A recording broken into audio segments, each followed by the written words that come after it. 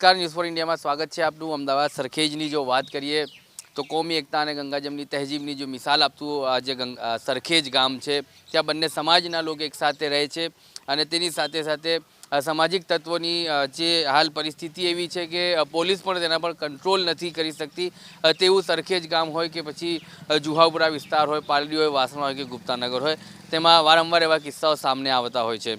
સરખેજ ગામના રોહિતવાસમાં કાલનો જે બનાવ છે, કાલની ઘટના છે, ત્યાં એવો જ કિસ્સો સામે આવ્યો છે કે સામાજિક તત્વો જે ઠીક અમે ઘટના સ્થળ પર ઊભા છીએ અને આ જે પાર્લર છે ત્યાં તે લોકો જે સિગરેટ અને ચીજ વસ્તુઓ લેવા આવે છે અને અહીંયા વચ્ચોવચ્ચ રોડ પર ગાડી પાર્ક કરતા હોય છે। બીજા લોકો જે સોસાયટીમાં રહેતા હોય છે તે લોકો તેમને રોકટોક કરે છે કે ભાઈ તમારી જે ગાડી છે તમે વચ્ચોવચ્ચ છે અને એ ગાડી નડે છે, અમને અહીંથી જવાનો રસ્તો મળવો જોઈએ તેવી વાત કરતા જે છોકરાઓ હતા, યુવાઓ હતા, તે લોકોએ તેમને જાતિ વિશે ગાળાગળોજ કરી તેમની સાથે મારામારી સુધીની ઘટના પર એ લોકો આતુરતાથી ઉતર્યા, પરંતુ એમના બે ચાર બીજા યુવાઓ છોકરા જે હતા અહીંયા તેમને બોલાવીને એ લોકોએ ધારદાર હથિયાર સાથે બીજા બે જે યુવક છે તેમના પર હુમલો કર્યો।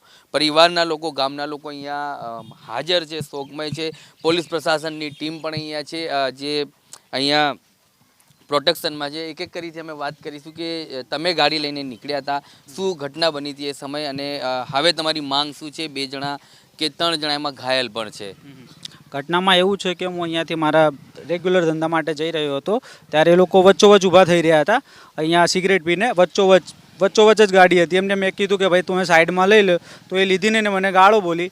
એ 3 જણા જતા રહ્યા, પછી 2 જણા ઊભા રહ્યા હતા અને પછી એણે કીધું કે ભાઈ તું હટતો નહીં, તું અહીંયાથી હટતો નહીં, એને ગાળ બોલીને ગયા હતા। વિભત્સ શબ્દનો પ્રયોગ કર્યો હતો એણે, પણ છતાં પણ મેં એને કંઈ કીધું ને।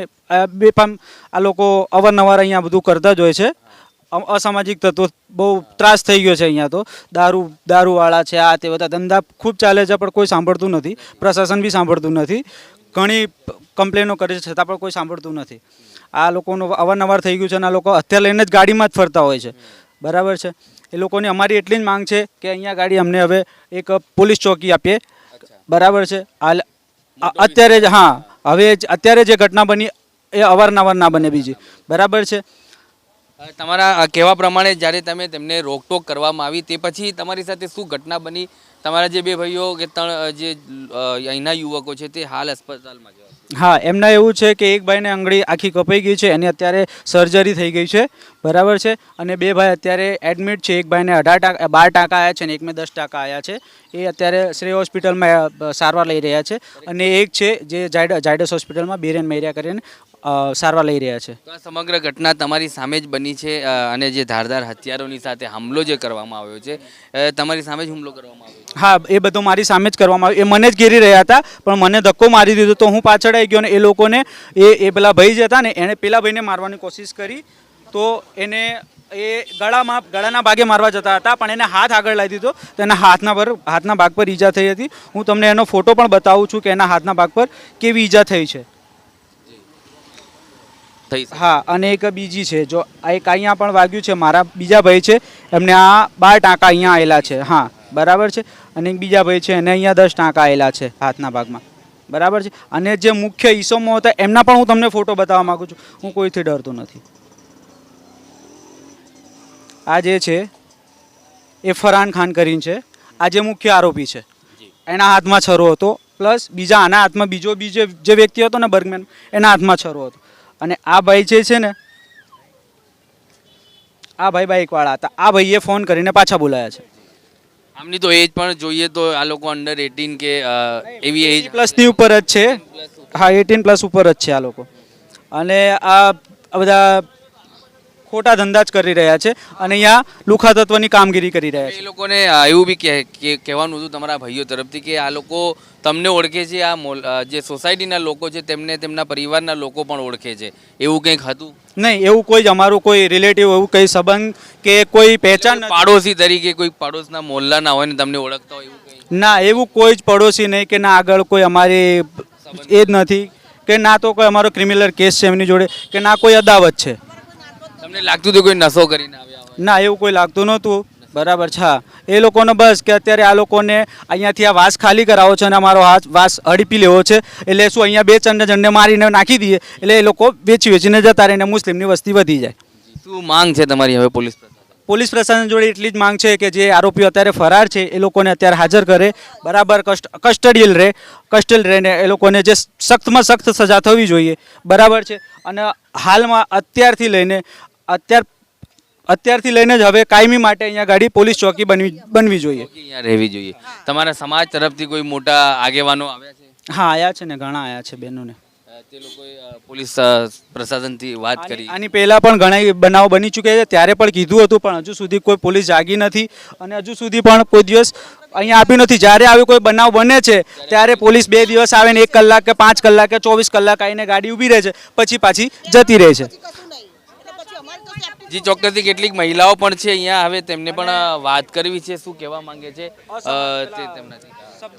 અમારે કહેવાનું એમ છે કે હવે અમારા છોકરાઓની અમારા લોકોની સેફટી શું, બરાબર? કારણ કે નોકરી ધંધા જતા હોય, કોઈ ટાઈમ હાજર ના હોય, ગમે ત્યારે આવવા જવાનું હોય, બરાબર? તો એમની કોઈ સેફટી શું? પછી અમારા લોકોની સેફટી, અમારી દુકાન છે તો કંઈ બી લેવા બેવા આવવું પડે, બરાબર? હા, એ લોકો ગંદી ગંદી ગાળો બોલતા હોય, અમે કંઈ કહીએ તો અમારી સામું થઈ જાય, તો એનો અમારે તો કોઈ જ નહીં ને. એટલે અમારે પોલીસ ચોકી અહીં જોઈએ. સાહેબ એ લુખ્ખાગીરી કરવા જ આવે છે અહીંયા આવે તો, એટલે એમ કે આવી રીતે અમે બોલીએ તો આ લોકો નીકળી જાય બહાર, એવી રીતે કરીને આ તો કાલ ચેડે હતા વચ્ચે ગાડી મૂકી દે, કાલ ચેડે અમને ના નીકાળી શકા બૈરા માણસને, તો અમારે અમારે હવે એમની બીક અમારે રાખવી પડે ને સાહેબ. હા, તો અમારે એવું માનવું છે કે એ લોકો અહીંથી લુખ્ખાગીરી કરવા નીકળે જ નહીં, રસ્તો સોય રહ્યો સાહેબ અમારે. 24 કલાક થયા તો હજુ સુધી પકડ્યા કેમ નથી? હજુ સુધી આરોપીઓ ક્યાં ફરાર થઈ ગયા છે? પોલીસ તંત્ર આટલું બેદરકાર કેમ? તો પછી આગળનું તો વિચારવું જોઈએ ને અમારે. આ તો આટલું થયું છે તો આગળ લાંબુ નહીં થાય એની શું ખાતરી? અમારા બધાની સેફટી શું છે? અમારા મિસ્ટરો નોકરી ધંધા જતા હોય, અમારા છોકરાઓ રાત્રે આવતા હોય, 2 વાગે આવે, 12 વાગે આવે, એમનું તો કંઈ બી જોઈએ ને અમારે. એમને કોઈ બીજું બી કંઈ કરી નાખે તો એનું રક્ષણ શું? પોલીસ જોડે જોડાયેલી હોય તો જ આટલું બધું એ લોકો કરી શકે ને. અમારા 3 ભાઈઓને એમને મારી ગયા છે કે એમનું ઘર ગામ ક્યાં છે, મારા 3 ભાઈઓને અહીંયા છે ઘર આગળ આવીને મારી ગયા, તો અમારા જોડે શું એ લોકો ના કરી શકે?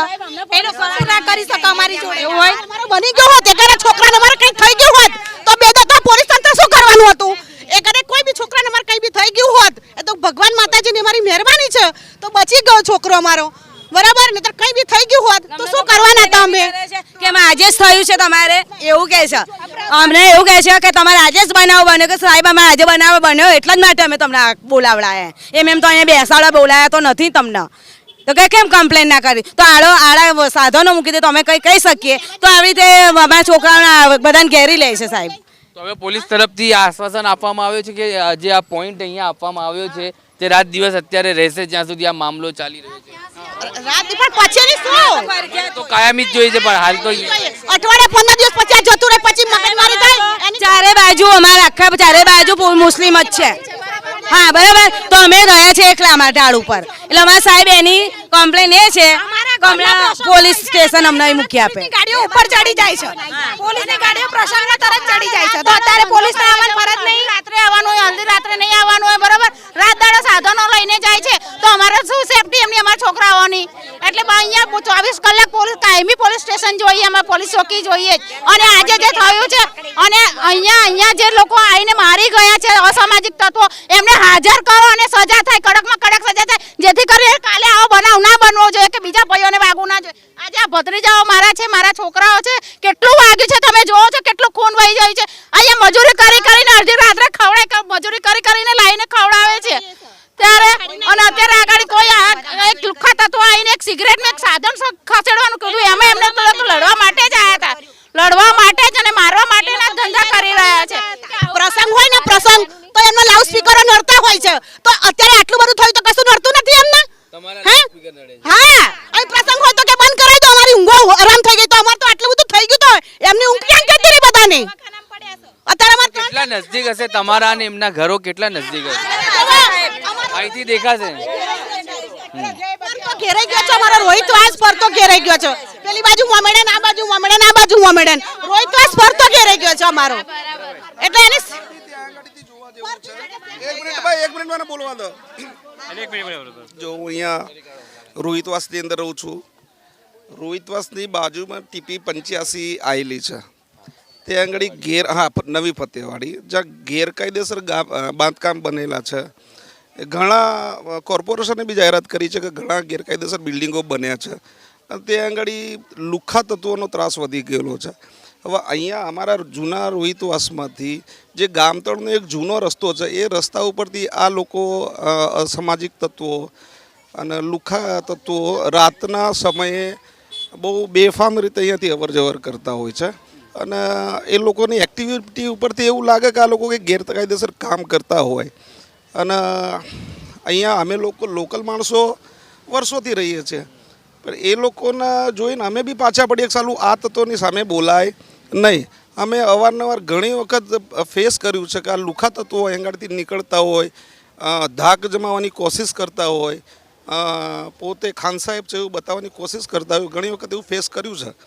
પણ ગઈકાલનો જે બનાવ બન્યો કે લગભગ 20-25 જણાનું ટોળું TP85 તરફથી બી આવ્યું, આ બાજુથી બી આવ્યું, અને કોઈ વાંક ગુના વગર ડાયરેક્ટ છરા તલવારો પોલીસની હાજરીમાં મેં પોતે જોયું છે કે પોલીસની હાજરીમાં લગભગ 25 જણાનું ટોળું આવ્યું હતું. એના પોલીસ પોતે એવું કહેવા માંડી કે મારે બીજા સ્ટાફની જરૂર પડશે અને બીજો સ્ટાફ એ લોકો અમને મંગાવ્યો. ગઈકાલે આ સુધીનો બનાવ બની ગયો છે. હવે તંત્ર શાના માટે બેસી રહ્યું છે એ કંઈ ખબર નથી. TP85 અમારા મોલ્લાની પાછળ જ બાંધકામ થયા છે. અશાંતની પરમિશન ખરેખર મળવી જોઈએ નહીં. એ કોની મલ્લી ભગતથી એ લોકોને અશાંતની પરમિશન મળે છે એ ખબર નથી. એટલે મારી રજૂઆત તો એ છે કે જે આ બધું થઈ રહ્યું છે, જે બાંધકામ ગેરકાયદેસર થયું એને તોડવો જોઈએ. રસ્તો આગળ જે ક્યારે ગેરકાયદેસર એ લોકો અમને JCBથી પ્રાઇવેટ રીતે રસ્તા બનાવે છે એ બી બંધ થવા જોઈએ. અને આ જે લોકોનો સારા શું કહેવાય કે અસામાજિક તત્વોનો જે ત્રાસ છે ને, અચ્છા અહીંયા ઊભા રહીને કોઈના ગાડીઓના ટાયર જતા રહે છે, બરોબર છે, ચોરીઓ બી થાય છે. અને નશેડી જે પેલા પાવડરિયા કહેવાય, ડ્રગ્સવાળા કહેવાય, આ લોકોનો ત્રાસ અહીં વધી ગયો છે. એટલે આનું જલ્દીથી જલ્દી કંઈ નિરાકરણ થવું જોઈએ. આ અમારી રજૂઆત છે. જી ચોક્કસથી. તો આખું ગામ જે છે હવે અમારી સાથે વાત કરી રહ્યું છે અને જલ્દથી જલ્દ અને વહેલી તકે તેમને ન્યાય મળે તેને, અને અસામાજિક તત્વોની જે અહીંયા ગેરકાનૂની રીતે અંદર આવે છે સોસાયટીઓમાં પાછળના રસ્તેથી, અને અહીંયા ચોરીઓ થતી હોય. અમુક ઘણા એવા કેસો છે કે બહેનો જ્યારે બહાર જતી હોય તો તેમની પણ કોઈ સેફટી નથી હોતી, અને નશાહિત પ્રવૃત્તિ કરતા અસામાજિક તત્વો અહીંયા બેસતા હોય છે, અને જે ધારદાર હથિયારોની સાથે ફરતા હોય ત્યારે પોલીસ તેમને પકડતી નથી. પરંતુ જ્યારે આવી કોઈ ઘટના સામે આવતી હોય છે પછી જ તંત્ર એલર્ટ થાય છે અને પોલીસ તેમને શોધખોળ કરે છે. તેમનું કહેવું એમ પણ છે કે જો અમારા પરિવારમાંથી કોઈ સદસ્યનું કોઈ શખ્સની મોત થઈ હતી તો પ્રશાસન શું અમારી મદદ કરતી. એના પહેલાં તેમની માંગ એ છે કે જ્યારે અહીંયા પાણી આવે તેની પહેલાં જ પાળ બાંધી લેવી જોઈએ પોલીસને, તેવી તેમની ઘણા વર્ષોથી માંગ છે કે એક પોલીસ ચોકી તેમને અહીંયા મળવી જોઈએ. અને હાલ અત્યાર સુધી એ પોલીસ ચોકી તેમને મળી નથી. ઘટના થાય છે ત્યારે પોલીસ પ્રશાસનની ટીમ અહીંયા જે છે પહેરો લગાવે છે, તેમની પ્રોટેક્શન આપે છે, પરંતુ જ્યારે 2-4 દિવસ અહીંયા શાંત પડી જાય છે માહોલ તો એ પોલીસ પણ જતી રહે છે. તો પરિવારની અને સોસાયટીના મહોલ્લાના રહીશોની માંગ છે કે અહીંયા કાયમ જે છે તેમને SRPનો પોઈન્ટ કાં તો એક પોલીસ ચોકી આપવી જોઈએ.